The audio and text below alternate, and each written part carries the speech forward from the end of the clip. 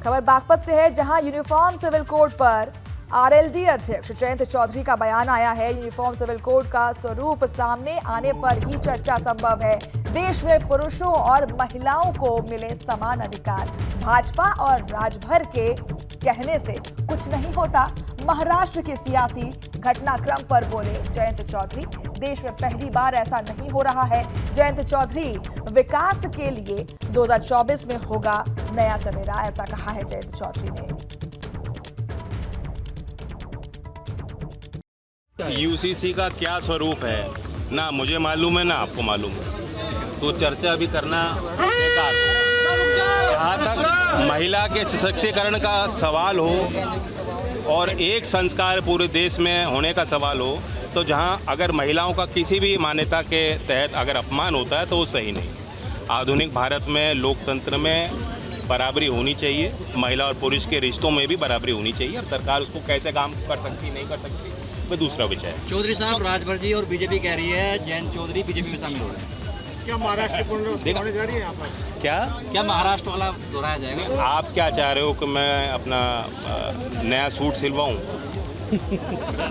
ये बीजेपी और राजभर कह रहे हैं। उनके कहने से क्या होता है? उनके कहने से क्या होता है? मेरा स्टैंड क्लियर है। यहाँ आज क्योंकि एक सामाजिक कार्यक्रम है, राजनीतिक कार्यक्रम मंच नहीं था। कार्यकर्ताओं के बीच कार्यक्रम होता उस हिसाब से, या चुनावी कार्यक्रम होता तो हम खुल के बातों को कह सकते थे। सीतापुर में गोंड नदी में पुल से नीचे खाई में गिरी कार और हादसे में डीपी वर्मा मेमोरियल कॉलेज के कोषाध्यक्ष की मौत हो गई। हादसे में एक अन्य युवक की भी जान जा चुकी है। 2 लोग घायल हैं।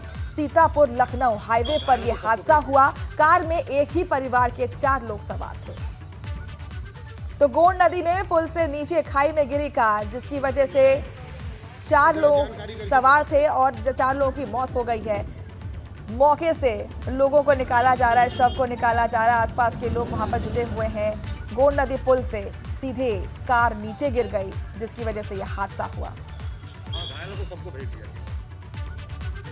वहीं फिरोजाबाद में आगरा लखनऊ एक्सप्रेस पर भीषण सड़क हादसा हुआ है। पुलिस की बोलेरो कार सड़क पर खड़े ट्रक में जाकर टकरा गई, जिससे 5 पुलिसकर्मी सहित 8 लोग घायल हो गए। सभी घायलों को इटावा के सैफई मेडिकल कॉलेज भर्ती कराया गया है। दरअसल महोबा पुलिस की गाड़ी अपहरण की गई बच्ची को दिल्ली से बरामद कर लौट रही थी। सड़क हादसे में अपहृत मां की मां मीना गंभीर रूप से घायल हो गई है।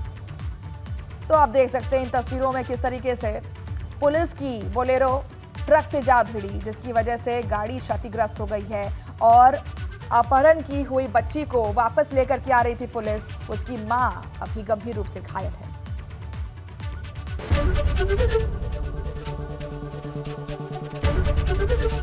एबीपी गंगा, खबर आपकी, जुबान आपकी।